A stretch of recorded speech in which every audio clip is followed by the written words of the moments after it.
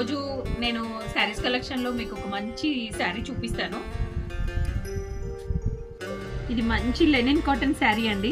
దీనిపైన మొత్తం all over the sari పారిజాతం పూల్ని ఎంబ్రాయిడరీ చేశారు అండ్ కడ్డీ బార్డర్ ఇచ్చారు. దీనికి డబుల్ బార్డర్ ఇచ్చారు.